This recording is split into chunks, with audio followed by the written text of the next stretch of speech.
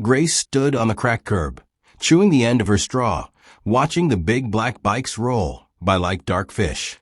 A man in a patched Hell's Angels jacket laughed with his friends, sun catching the silver of his helmet, and something small and impossible tugged at Grace's eye. She leaned forward and squeezed her mother's hand. There, under his leather seat, a thin, pale wire looped like a secret. She didn't know what it meant, only that it did not belong. No one else had seen it. Not yet. Watch until the end to see how this incredible story unfolds, and let us know what time you're watching today. The morning after the parade, the town smelled like frying oil and wet asphalt. Grace woke before the sun, the street light through her curtains, painting her ceiling in soft gold. She sat on the edge of her bed and twisted the tiny silver locket she always wore.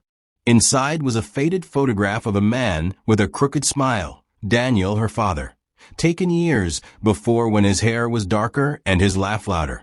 She liked to pretend the man in the picture could still tuck her hair behind her ear like he did when she was 3. The locket felt warm from her skin. It felt like the small, steady thing that kept the world from floating away. Downstairs, the radio talked about highway delays and a store's anniversary sale while Anna, Grace's mother, moved through the kitchen with an efficiency that looked like calm.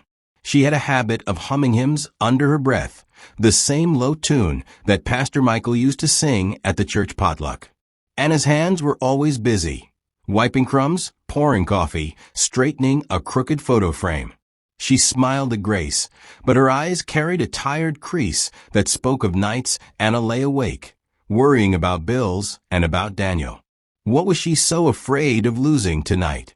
Daniel came in smelling of oil and engine heat. For years he had worked at Miller's garage, turning greasy bolts into steady paychecks.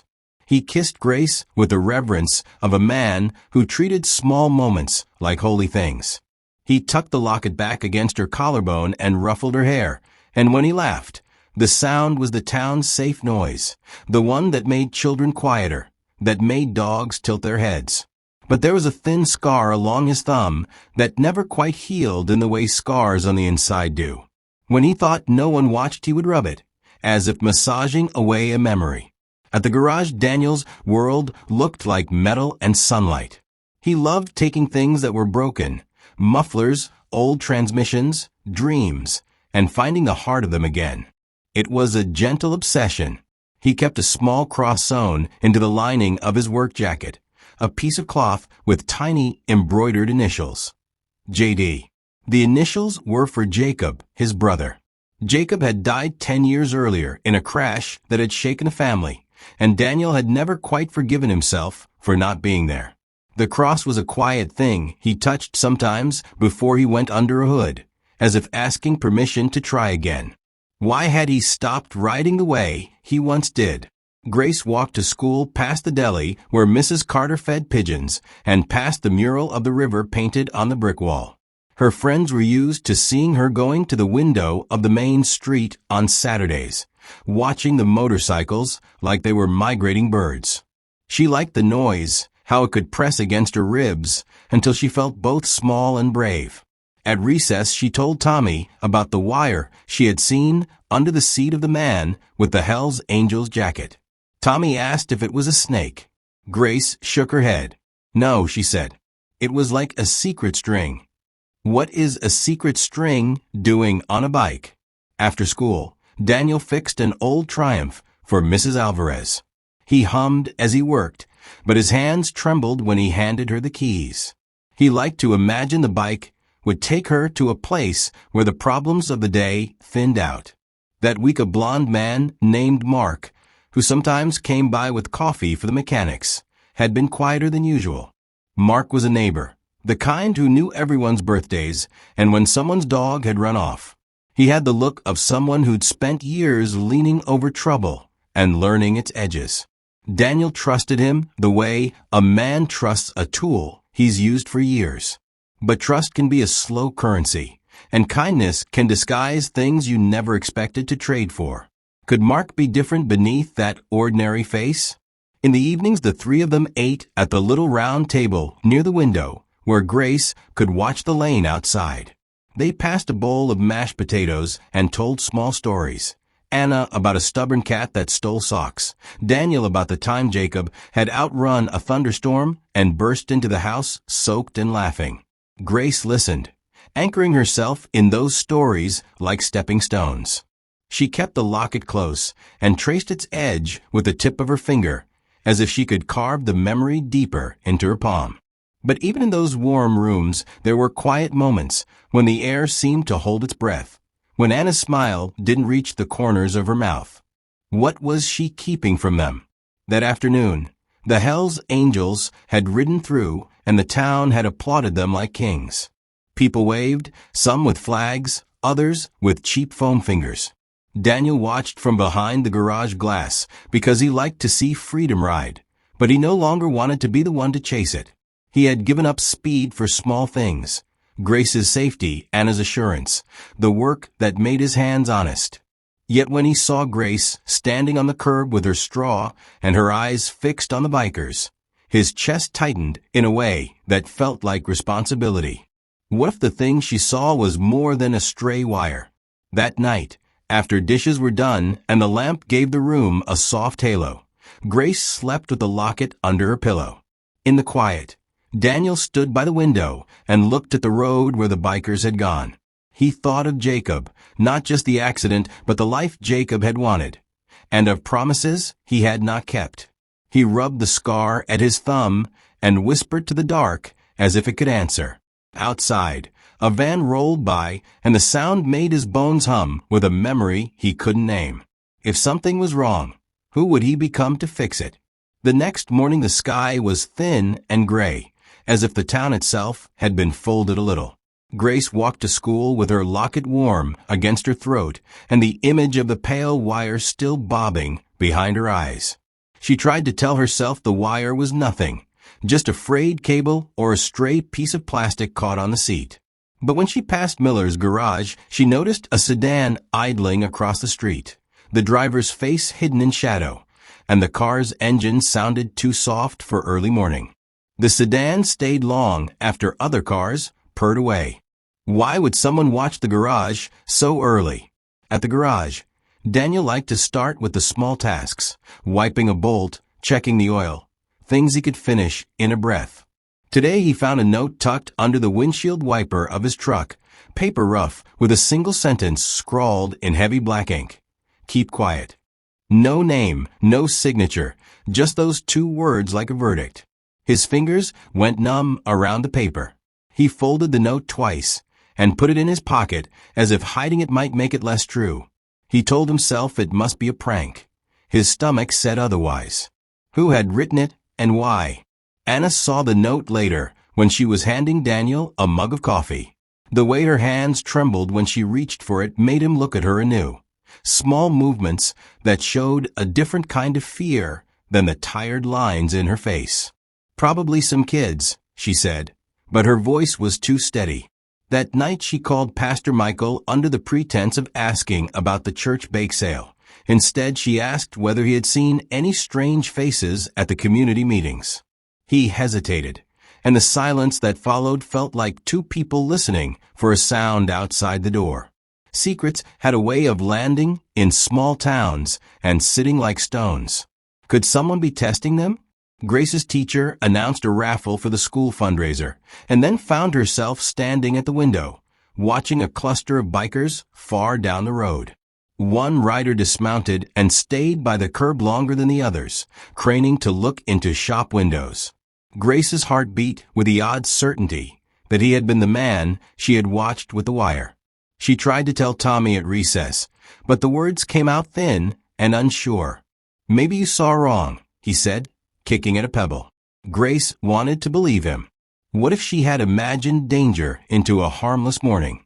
Mark, who brought coffee most afternoons, asked Daniel casually about extra work on an old seat.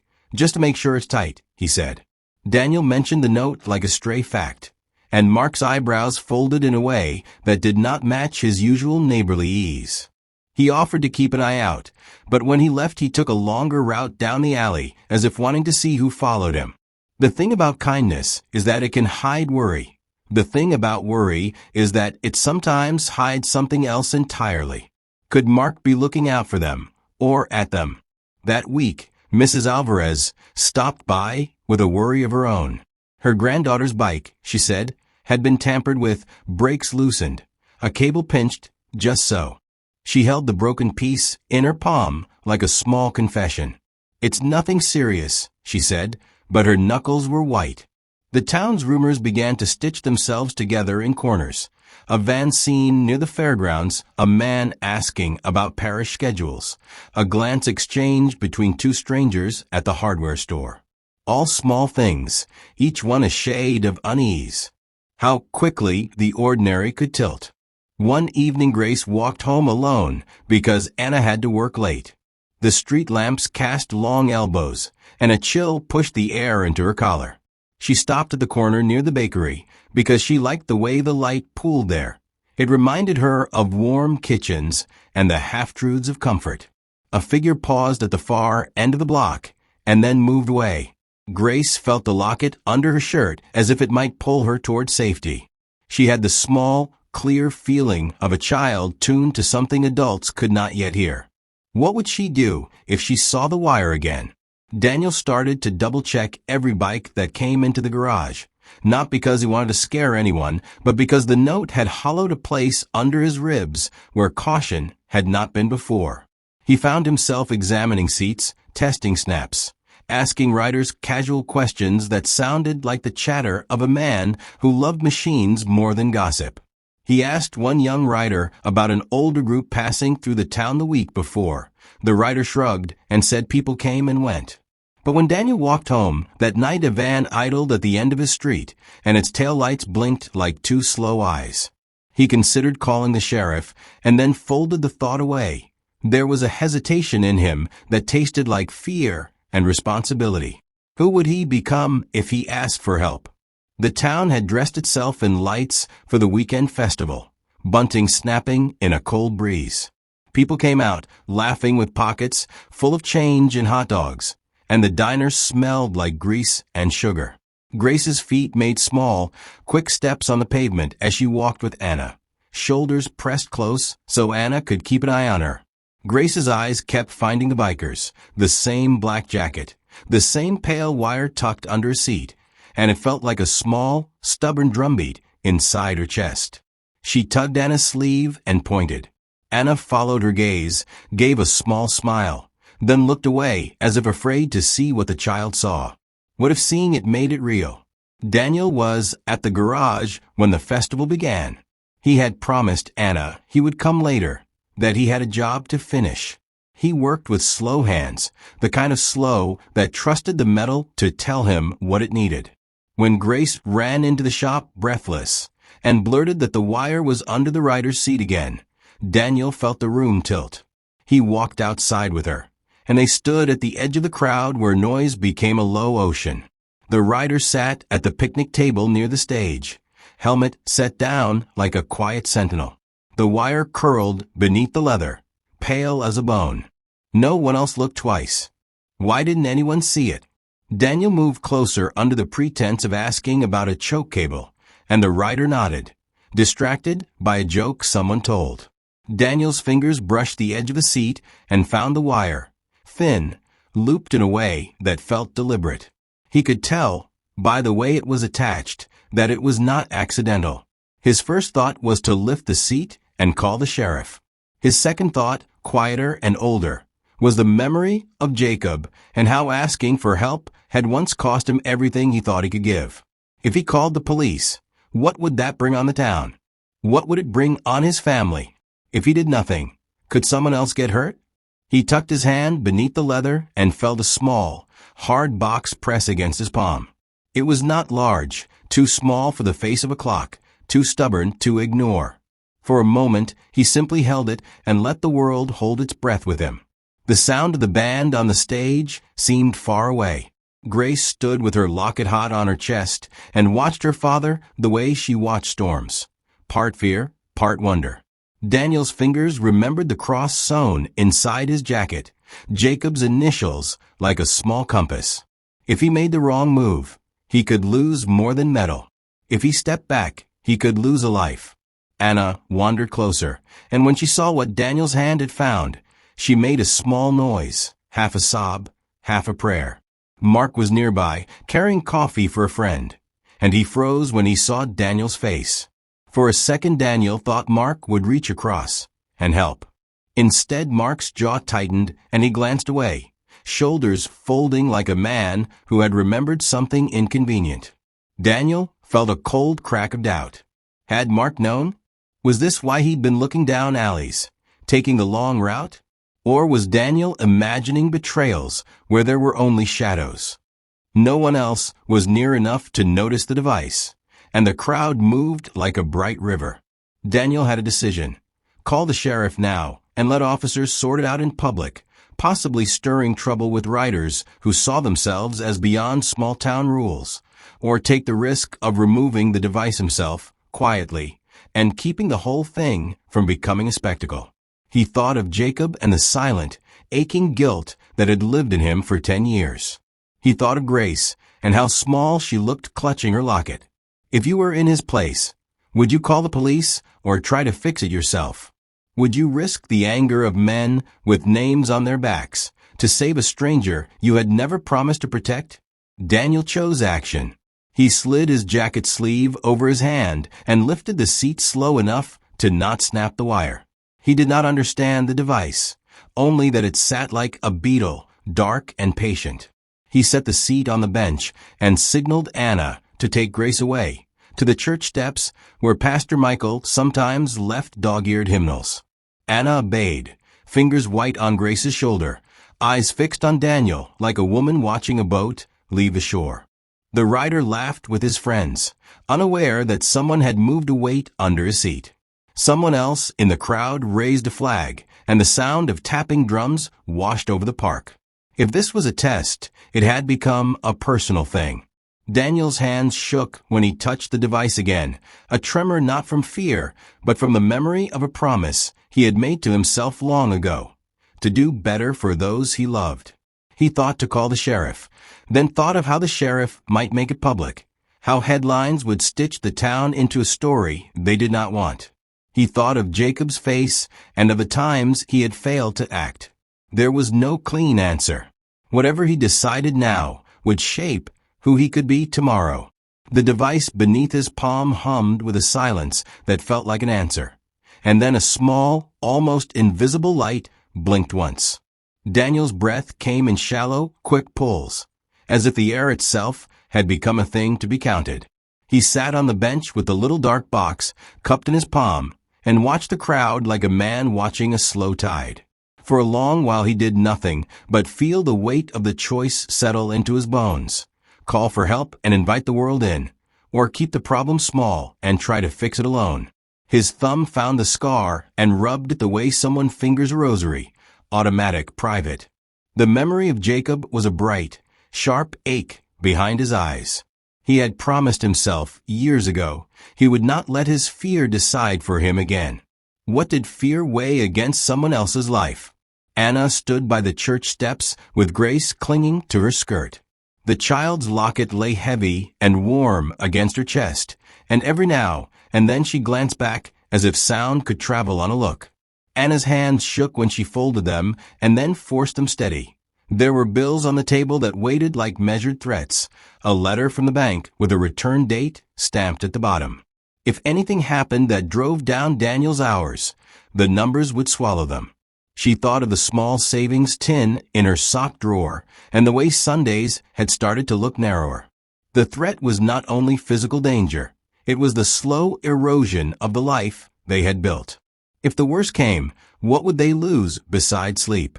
For a moment Daniel let himself be furious, the raw, animal kind of anger that makes the world simple. He wanted to shout at the riders, at whoever had put this thing there, at the thin, anonymous hand that had left the note in his truck. He wanted to drag the sheriff out of his house and make him do his job. Then memory returned like a cold note. The last time he had made a demand, Jacob had been gone before the ink had dried. That guilt lived in him like a splinter. He could feel Grace's small warm palm on his knee, and something quieter than anger rose up, the slow, stubborn certainty that he would move, whatever the cost. He made a plan that smelled of grease and quiet. No headlines, no show of force. He would take the device apart himself in the garage, where tools and memory met, and find out whether it was the only one. He would check every bike that had come through the town that week. He would ask a few people he trusted to help watch, and he would find out who had been watching them. It was a plan stitched together from small, doable things. It left the town whole while giving him a chance to keep his family safe. But it also made him a man acting alone against a force he could not yet see. Would that be courage or foolishness? He called Mark first, because Mark was the neighbor who carried coffee and jokes and knew how to be useful without making a scene. Mark arrived within the hour with his usual easy smile and a thermos. He listened, nodding, and his hands were steady when he took the device to look at it under the garage light. Daniel felt that old relief, someone else who could hold a piece of the weight. "We'll figure it out," Mark said softly, and for a little while the words were enough. Then Mark asked a question that felt ordinary and too sharp. "Do you think it's meant for a rider or for something parked near the stage?" He looked at Daniel the way a man looks at a map, counting lines. Daniel answered. But in the exchange there was a small hesitation in Mark that did not belong to friendship. Luis, the young mechanic who worked afternoons for spare change and steady company, was thrilled to be useful. He rummaged for small screwdrivers and went at the device like a student at a puzzle, his forehead creasing with concentration. Daniel watched the younger man and thought of Jacob as a boy, messy, all elbows and ideas. Luis found nothing explosive in the casing. Instead, he found a tiny, crude timer and a bundle of wires carefully routed, as if to be triggered by movement. It was clever in a cheap way, the kind of thing made by someone with a plan and little patience for elegance. It told Daniel two things at once. Someone meant harm, and they were not as sophisticated as he had feared. Could that be worse? Next, Daniel rang Eddie at the gas station and asked if he would look back over his camera footage for the last few days. Eddie came by with his own worry folded in his mouth and promised to check.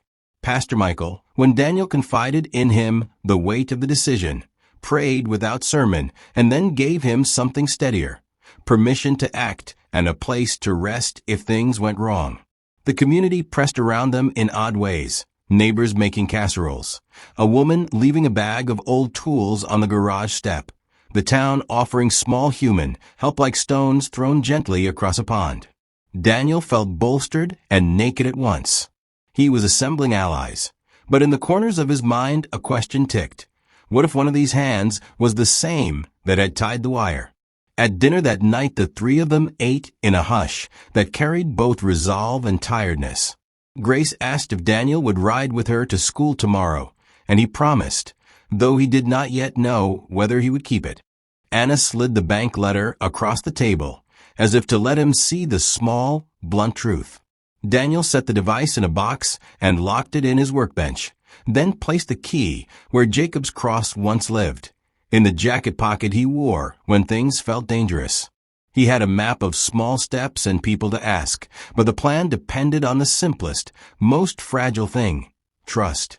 He would need people to do small things, check a camera, watch a street corner, keep a child close, but he did not know which kind of trust the town would give him.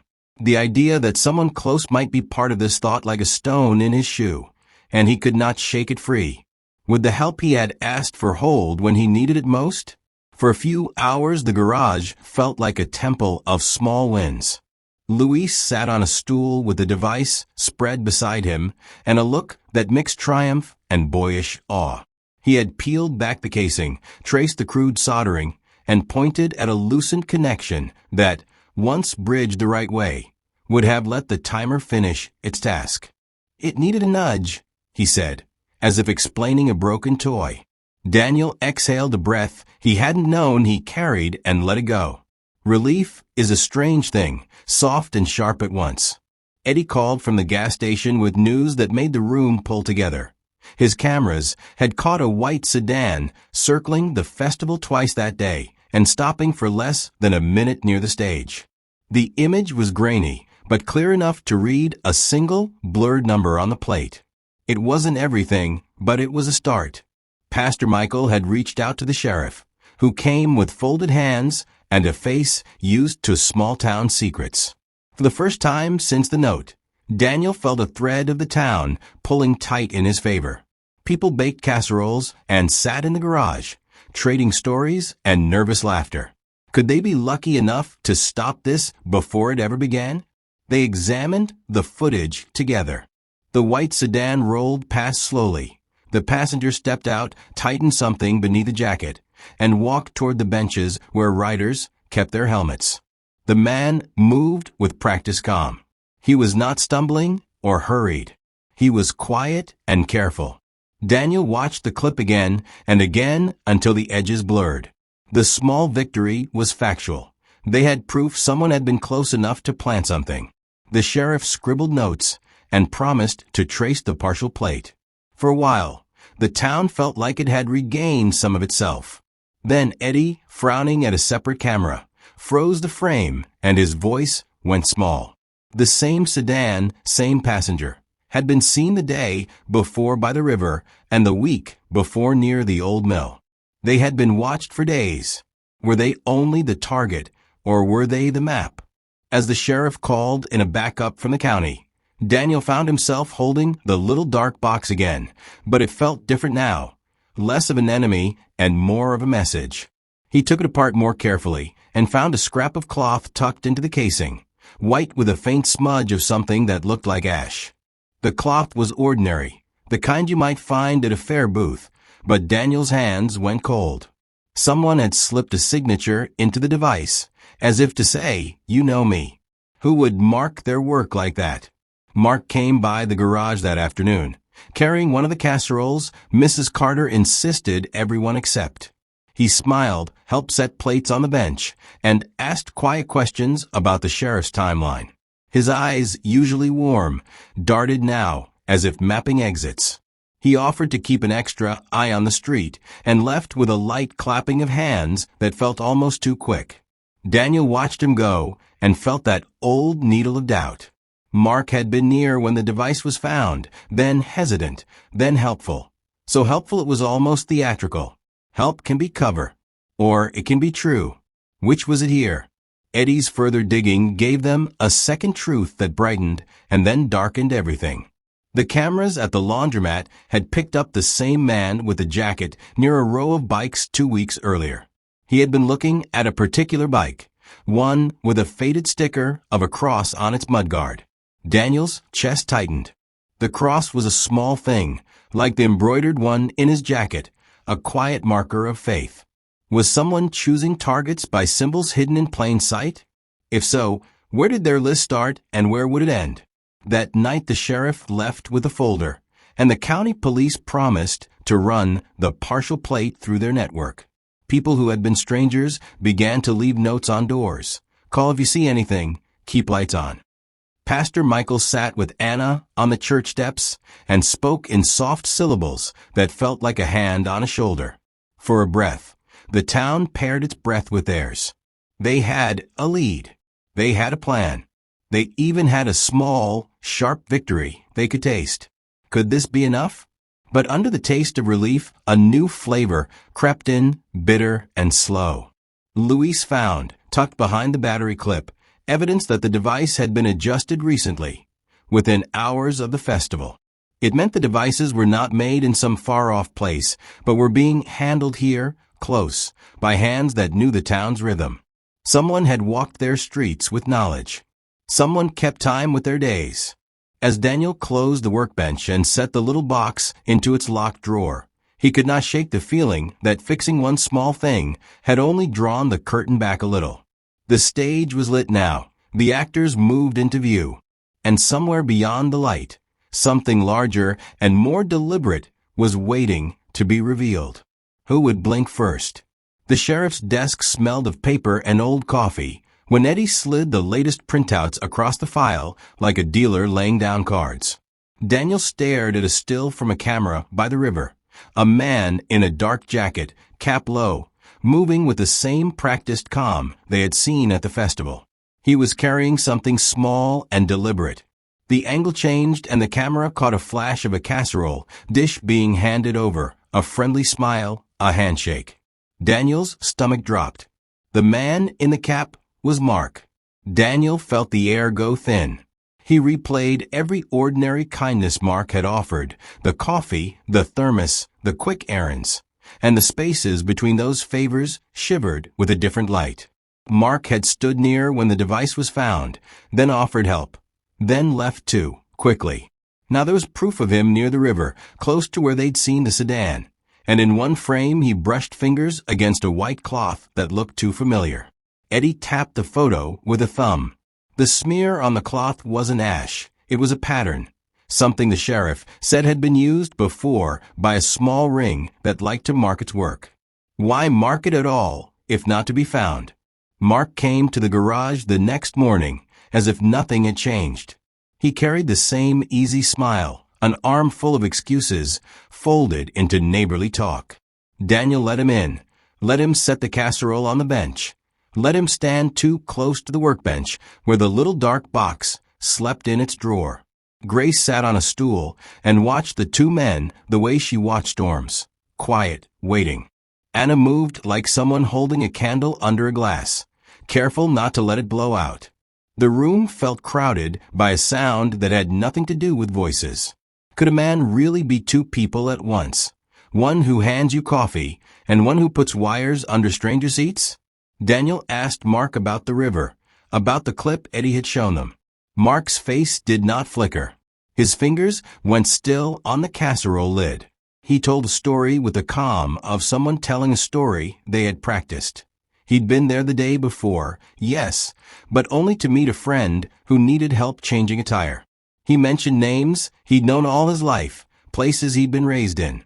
He aimed his answers like a man trying to steer a conversation away from a cliff. Still, there was something in the way he said Jacob's name that made Daniel shorter in the chest, a tone that tasted like a memory half swallowed. Was Mark covering for a friend or covering himself? Eddie's persistence opened the door wide. He found a single frame from a laundromat camera, blurred, but enough. It showed Mark, late at night, carrying a box wrapped in paper. He walked to the alley behind the diner and handed the package to a man with a hood. The sheriff showed Daniel the license plate from the hooded man's truck. It matched the partial plate they'd tracked, the white sedan that had been lurking. The pieces fit in a way that made Daniel's hands go numb. Mark at the river, Mark in the alley, a handoff to the white sedan. A pattern was being drawn on a map of betrayal. Who else had cups of coffee and neighbors' smiles while wearing a map of other lives in their pockets? Confrontation tasted bitter. Daniel went to the pastor first, as if a prayer might make the next step steadier. Pastor Michael listened with hands folded, then walked with Daniel to the house where Mark lived. The porch smelled of lemon cleaner. Wind chimes tinkled like a polite echo. Mark opened the door, and for a moment the ordinary neighbor stood framed in that light, hands wide in greeting. Daniel let the greeting land, and then said the name of the place, the river, the laundromat, and watched Mark's smile shift. It did not fall apart. It reshaped into a kind of tired honesty.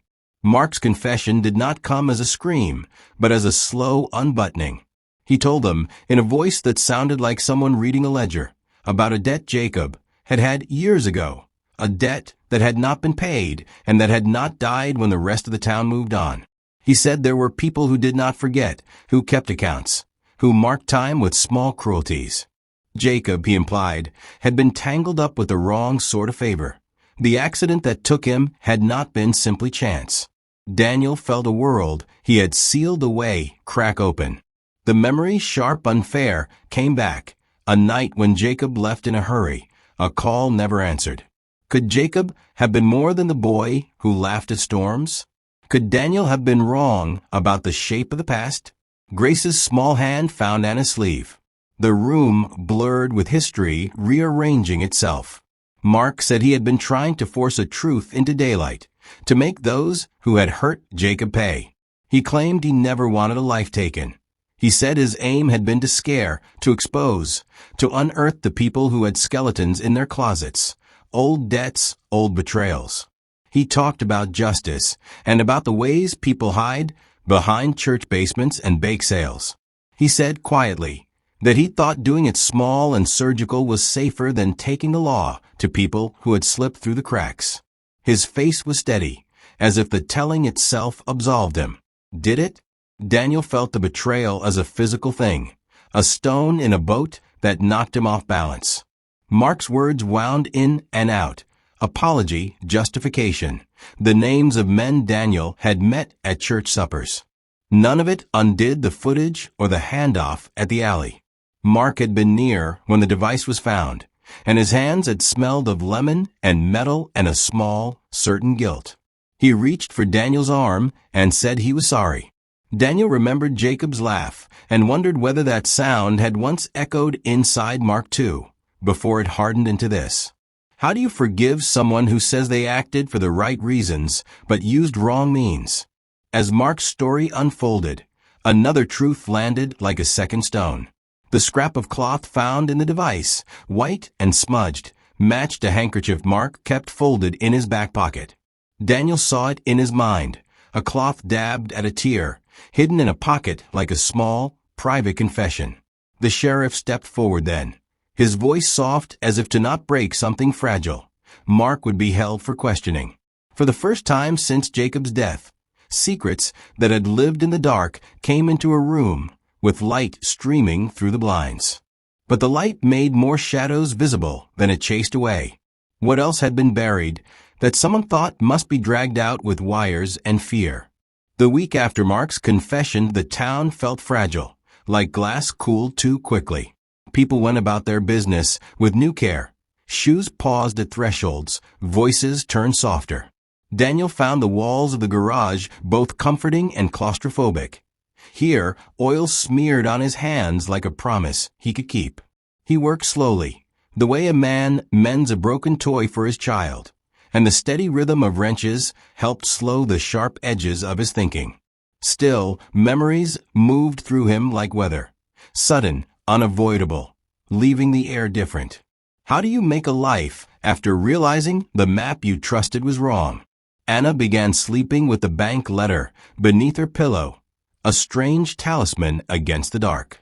At night she would trace the numbers with a fingertip and then sit on the edge of the bed, listening for the soft sounds of the house, Grace's breathing, the fridge's tiny hum, and wonder if she was protecting them or hiding from something they needed to see. She told Pastor Michael one evening, voice-catching, that she was scared not of death, but of small vanishings, of opportunities, of hours, of the steady arc of monthly bills slipping like sand between her fingers. Pastor Michael listened and did not sermonize. He shared a story about his own fear when the church roof needed repair and how people had raised the money by passing dishes at potlucks. The story felt like a small rope thrown across troubled water. Could faith be practical as well as prayerful? Grace watched them both with the solemnity children sometimes borrow from adults. She kept the locket close and would open it at odd moments, pressing the photograph inside like a thumbprint of memory. One afternoon she climbed into Daniel's lap while he was at the bench and asked, in a voice much too grown, whether Jacob had ever been brave. Daniel felt the question land in a place that had not stopped aching for years.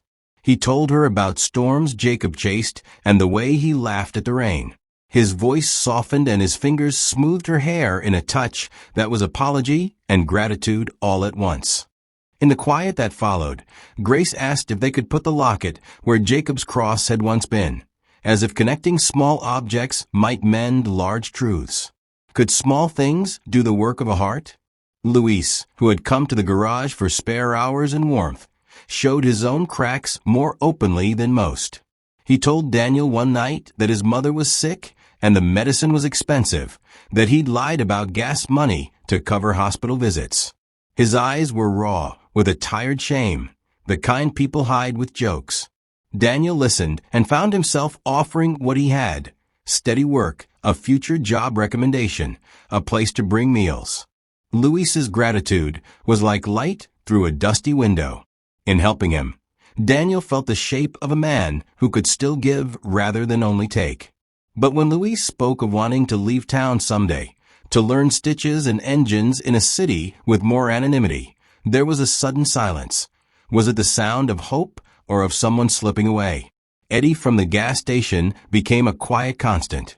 He began leaving a thermos of coffee in the garage's break room and, inexplicably, a loaf of bread now and then. He had seen too much of the town to pretend otherwise. Yet his presence never came with questions that hurt. One evening, after the sheriff left with a thicker file, Eddie sat on the stoop and admitted, with the bluntness of a man who had learned to count small mercies, that he'd been afraid to speak up before because he thought what he didn't say kept peace. "Silence is how things rot," he told Daniel, and the line stayed with him. Eddie's loyalty felt like a steady hand, helpful, unshowy. Could steady hands be the ones you could trust most? Late one night, Anna and Daniel talked on the front porch while the town slept. Daniel unbuttoned his jacket and showed her the cross sewn into it. The small initials Jacob had stitched in a hand long gone. He told her of his guilt in blunt, shamed sentences, the kind you have to say aloud to shrink their weight. Anna listened and then, in a voice that surprised them both, confessed to saving a little every week in a tin under her sock drawer. She had never told him because she did not want him to feel shame for the small safety net she'd woven. They held each other's hands, and for a long moment the past shuddered against the present like two people pressing palms together to warm up. Could two people rebuild trust slower than it was broken? Grace's school day was quieter now.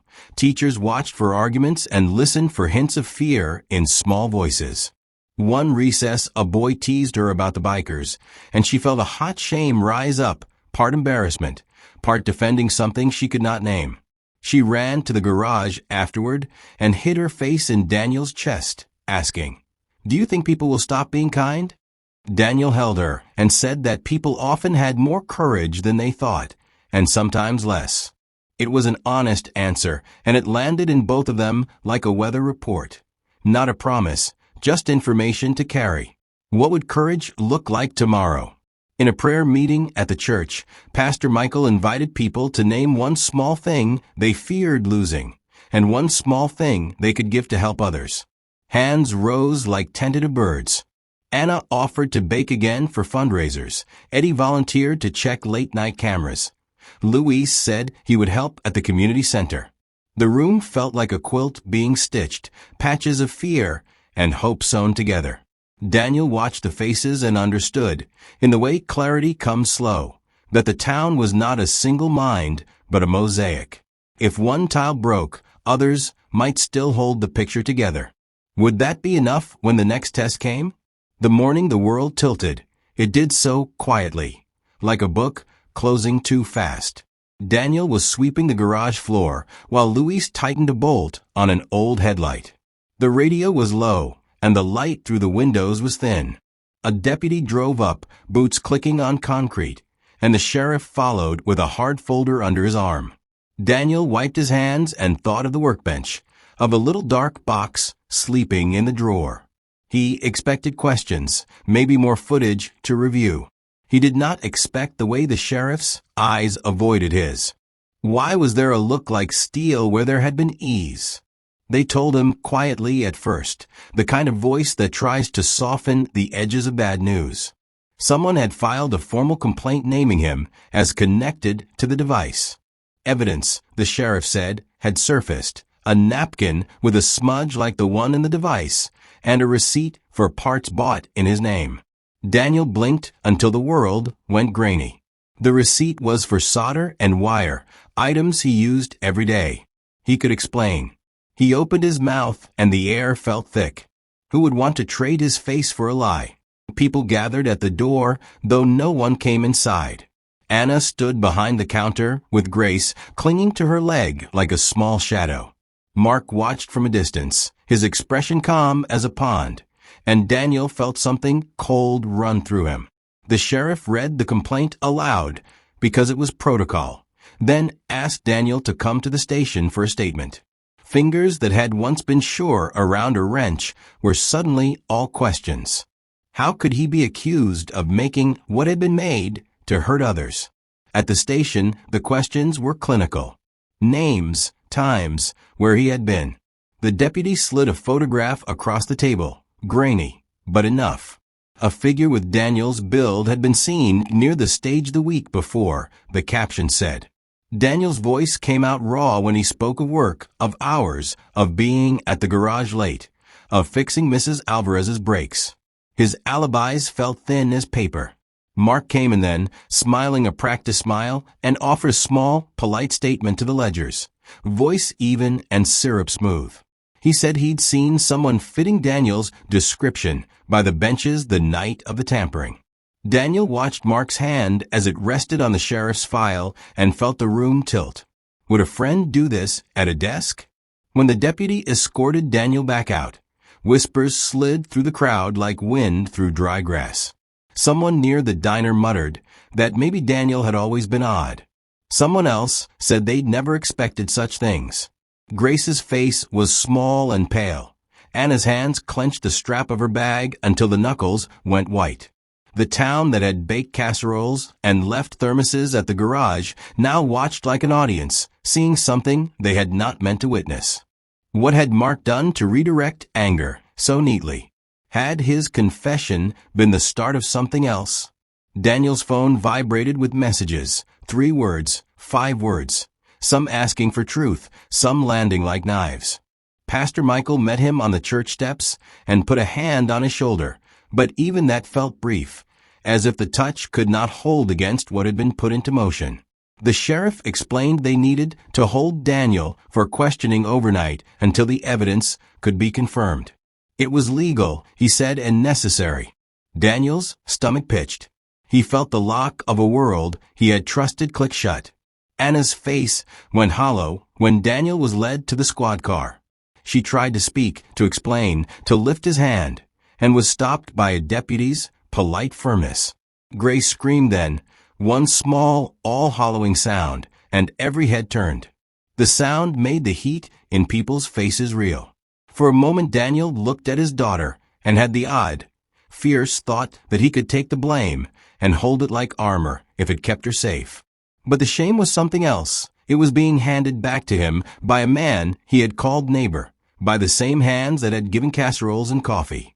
How do you stand when the very hands that fed you now push you away? That night, behind bars, Daniel lay on a thin mattress and thought of Jacob. He replayed every kindness Mark had offered, every small errand, every laugh. He thought of the cross sewn into his jacket and the initials that meant the world, and he felt each memory sharpen into accusation. He had wanted to keep things small, to fix quietly, to shield his family. Instead, he had been framed by the person he had let into his life. The betrayal was not loud. It was precise, surgical, the sort that cuts the edges of trust and leaves a raw, aching line. Who had he been blind to? Outside, the town buzzed with questions that had no patience for the slow work of truth. Rumors stacked like dry wood. Daniel was guilty. Daniel was hiding things. Daniel had been reckless. People who had once waved at him crossed the street to avoid the conversation. Anna sat on the kitchen floor with the bank letter in her lap, sobbing in a small, animal way. Grace kept opening the locket and pressing the photograph inside like a talisman against a world gone loud. The garage light stayed on, but the room felt empty in a way that no socket could fix. Could anyone fix what had been broken tonight? The betrayal had done more than put a man in a cell. It had unmoored a family, set gossip on its feet, and rewritten where people stood. Daniel had hit a new kind of rock bottom, not only the fear of imprisonment, but the sudden, sharp knowledge that the map of his life had been redrawn by a hand he had trusted. He lay awake and thought again and again of the question that now smelled of iron and rain. Could he, after this, ever be the man he had tried so hard to be? Tell me, have you ever had someone turn on you when you needed them most? What would you do? Daniel woke before dawn with a taste of metal at the back of his throat, a hollow that the cell's thin blanket could not fill. The night had been a long, looping film of accusations and faces. Mark's steady smile, the sheriff's careful words, and his hand unclenching like a small, quiet surrender. He pressed his palm to the seam of the mattress, as if testing whether anything solid remained under him. What was left when trust folded like paper? The jail smelled like old coffee and things people had left behind. Through the narrow glass in the visiting room, he saw Anna first, small and folded in on herself, makeup streaked at the eyes where she tried and failed to keep calm. Grace clung to her skirt and peered around the shoulder with a face older than the years would allow. Daniel watched them and felt the world shrink into two hard points, his daughter's eyes and the ache of his own helplessness. Could any apology fix a child's fear? When Pastor Michael arrived, he did not parade grand words. He sat opposite Daniel with a thermos and a pair of hands steady from years of work. "You have to decide what you'll let shape you," he said simply, and Daniel thought of all the decisions that had led here, the choice to hide a memory, the choice to act quietly, the choice to trust. Daniel's fingers found the scar on his thumb and followed its line like reading a map. Which path would he choose now? Alone later, as the fluorescent light hummed, Daniel turned the moment over and over until it became a shape he could study. He remembered Jacob standing on the garage ramp at dusk once, talking to a stranger about a favor. Jacob had laughed it off then, too proud perhaps to admit worry, but Daniel could see the man's jaw now, the way he'd watched Jacob walk away. He had missed little things before because he wanted to believe in people. Had that wanting cost Jacob everything? How could he live inside that doubt without being crushed? Guilt was a quiet, precise thing. It seeped into corners and made them smaller. Daniel let himself feel it fully, naming each fault aloud in the empty hours. The nights he'd worked late and missed calls. The mornings he'd let Jacob go out alone. Saying the wrongs did not erase them, but it made them honest. In the telling, something like resolve ignited, an ember small and stubborn that would not die with shame. Could honesty become a tool rather than a punishment? He thought of Grace and the locket she pressed like a talisman. Its small photograph had been a compass for him. Now it was a reason. He pictured a life where his daughter learned that men could stand when betrayed, that justice could be pursued with stubborn, careful hands. He promised himself, in the silence between lights, that he would not let this story end with him silenced. Would courage look like anger or something quieter and steadier? Daniel asked for a lawyer the next morning and met with a woman who smelled of paper and resolve. She listened without blinking, and when Daniel told the story about the device, the note, the footage, Mark's confession, she narrowed her eyes in the way of someone sorting truth from theatrics. "We'll need proof," she said, "but we have holes in their case." The sentence felt like a first plank placed across a gap. What proof could stitch his name back to its rightful place? Back at the garage, Luis left a note tucked under the bench slat. "Keep your head." Eddie had parked his truck under the streetlight, as if to leave a sign that someone still watched. These small acts, stoic, unpaid, were more than kindness. They were the town remembering itself. Daniel realized help would not come like a flood. It would arrive in drips and careful steps. Could 1,000 small hands rebuild what one betrayal knocked down? That night Daniel lay awake and rehearsed the work ahead like a mechanic mapping a difficult fix. He would ask Pastor Michael for calls, Eddie for any footage missed, Luis for help checking dates and receipts. He would press the sheriff for the chain of custody details and demand the records that had put his name on a receipt. He would not be silent any longer. The plan was simple but brutal in its honesty. Trace, prove, expose. Could truth be patient enough to outlast lies? Before sleep took him, he remembered Jacob's laugh again, bright and careless, and a line Jacob had once said, "Throw your weight where it counts." Daniel held that and let it harden into something like courage. He would take the weight of this fight not because it would be easy, but because it was the only honest thing left to do. The night closed, and for the first time since the arrest, fear felt like a surface you could step over rather than drown in. What would happen when he stood up and pushed? Daniel stepped out of the cheap courthouse door with the lawyer's printed notes tucked under his arm like a shield. The morning air was raw and honest. It smelled of rain that hadn't decided whether to fall.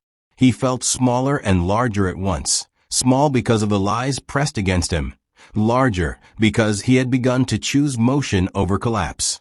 The plan they'd sketched in the visiting room was blunt and procedural. Demand the receipts, subpoena the video timestamps, force a chain of custody that could not be massaged. It was the kind of work that did not belong to theatrical men with big gestures. It belonged to people willing to sit and count and prove. Could persistence be a kind of loudness? Back at the garage, Luis had already begun. He spread out a ledger Daniel didn't remember keeping, an old notebook where Daniel sometimes scribbled odd hours and part numbers when sleep thinned. Luis had found a discrepancy. A small run of parts logged under Daniel's account in a pattern that matched the days the white sedan had been seen. At first the numbers looked damning. Then Daniel's lawyer pointed at a tiny margin note, an initial not Daniel's, scrawled in a different hand. It was a small, nearly invisible thing, but it was the kind of detail a court could chew on. If someone had forged entries, who had access to the ledger? Who had the patience to make a crime look like carelessness? Eddie returned with a chip from the gas station camera, wrapped in a brown paper bag like contraband. He'd sat up nights with coffee and cigarette, but then finally pulled footage that the sheriff's office had missed. The white sedan again, yes. But this time the clip showed the passenger ducking into an alley where a man with a familiar gait waited. The gate belonged to someone Daniel had never expected. Sheriff Harlan's brother, Tom, who ran errands for county vehicles and had keys, the footage suggested, to places Daniel had assumed locked. The county had been helpful in words. The county had been quieter in deeds. Did corruption walk in the shoes of people who preached order? Anna kept the house like a narrow harbor. She had the bank letter still clutched in a drawer and a list of household names she repeated like a prayer. Utilities, school fees, the mechanic's part orders. She had begun quietly to speak to people she'd never before considered allies. The woman at the bakery who knew the sheriff's schedule, the librarian who watched volunteers, an old friend of Jacob's who remembered faces Jacob had named. They gave what everyone could give, a phone number, a memory, a willingness to call. The stakes were clearer than ever. If Daniel lost the fight, the mortgage might follow. The garage could be auctioned. Grace's world narrowed to other people's whispers. Could a family survive a stain like this? Pastor Michael's calls opened doors Daniel had thought closed. He contacted a lawyer friend in the county seat willing to push for faster access to records. He arranged for the church to host a community meeting where witnesses could speak without fear. When ordinary people stood and told small truths in that low church hall, the texture of the case changed. Names were dropped, times corrected. A memory of a handoff at the mill was sharpened into a time and a face. The town that had watched from porches began, in ones and twos, to step forward. Would courage be contagious enough to drown out the fear? Luis surprised Daniel in a way that felt like a gift and a risk. He had been quiet about his own troubles, but now he insisted on testing the device's scrap of cloth against a box of things he'd collected from odd jobs. Rags, napkins, a workman's handkerchief. Under a magnifier, his eyes widened.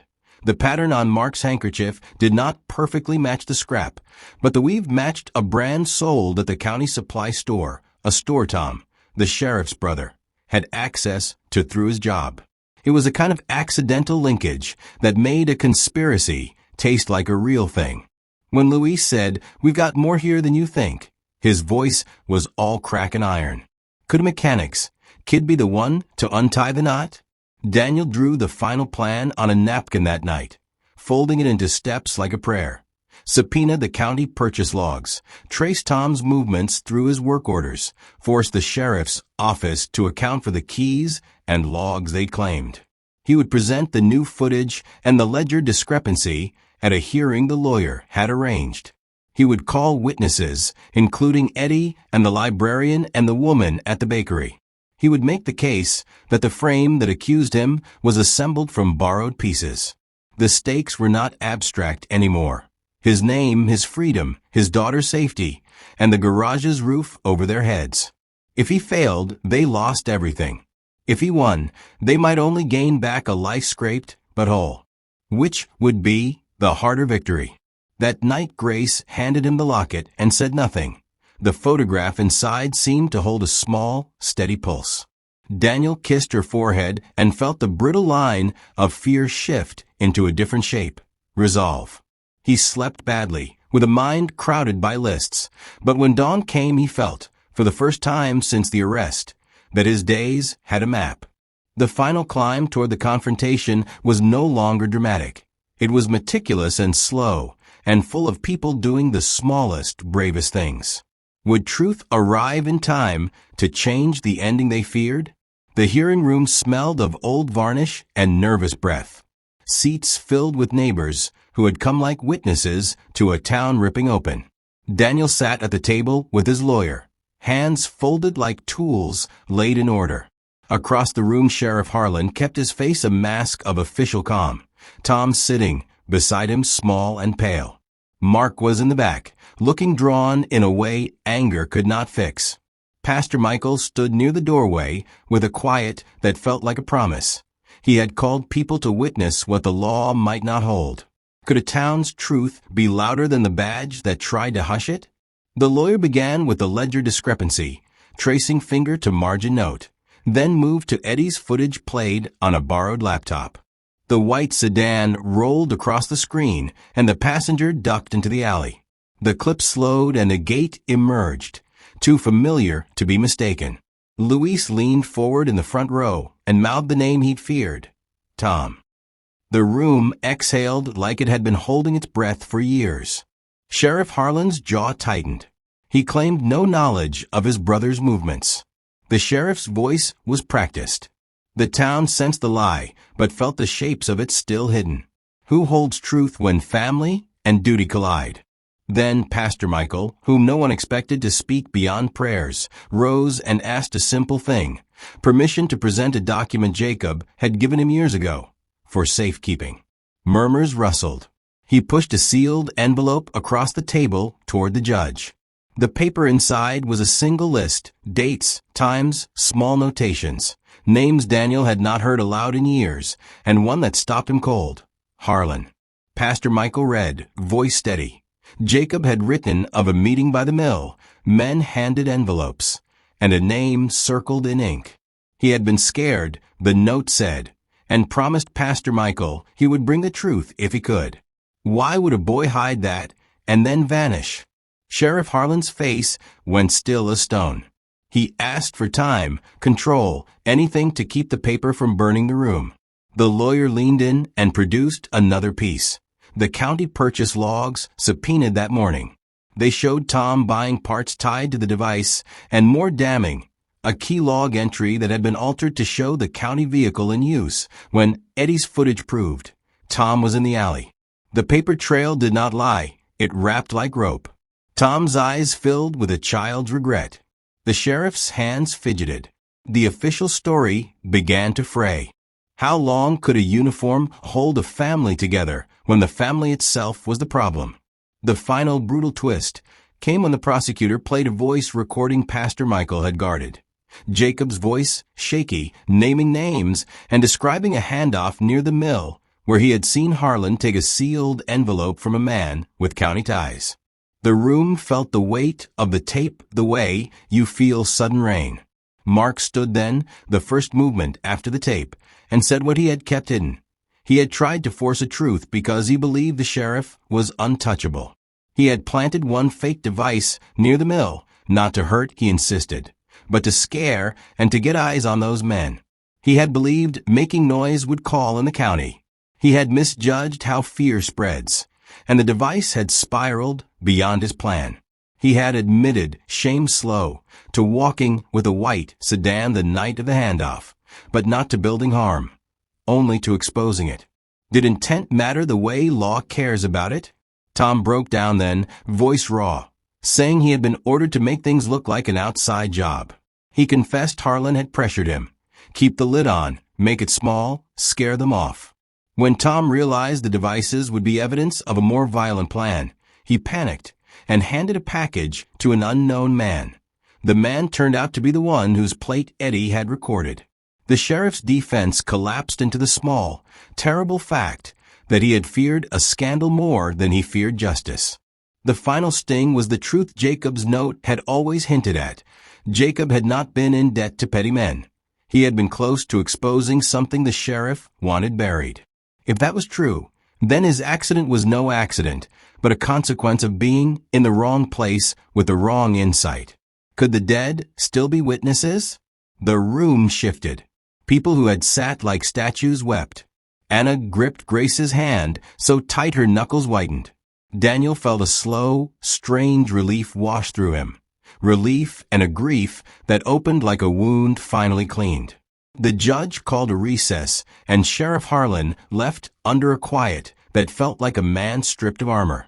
For the first time since the note had been found, the pattern that had cornered Daniel came apart. A ledger forged, a brother pushed, a sheriff who had chosen reputation over right. The twists had landed. They were not neat nor fully satisfying, but they were true enough to change the shape of things. What would the town do now that the map had been redrawn? Outside the courthouse, people clustered like birds, speaking in fragments, piecing together the new map. Luis hugged Eddie with a clumsy fierceness. Mark walked past, head bowed. His face held relief tangled with shame. Daniel found Pastor Michael and took his hand. "You kept his things safe," he said, voice small. Pastor Michael nodded. He wanted truth, he answered simply. Daniel thought of Jacob, of a boy who had tried to see the world clearly, and for the first time in a long time, he felt that he might be allowed to keep believing in small, honest things. The climax had changed everything, but the hardest work, repair, remained. Who would stay to do it? If you found this story powerful, make sure to hit that like button, share your thoughts in the comments below, and don't forget to subscribe to the channel for more videos like this. Your support helps us bring more important stories to light.